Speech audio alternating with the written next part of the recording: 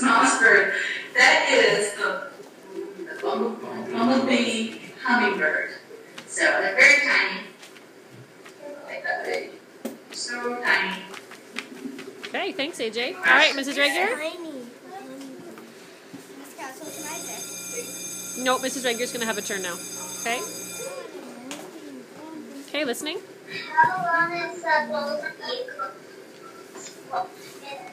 span? How big is the bald eagle's wingspan? Bald eagle wingspan, they have about a 7 or 8 foot wingspan.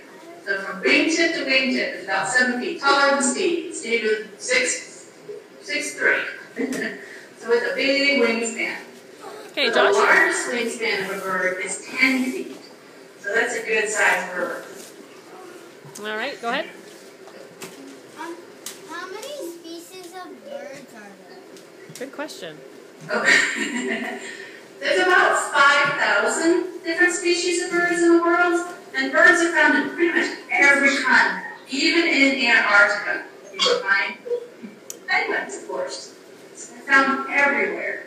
Right. And they live just about anywhere.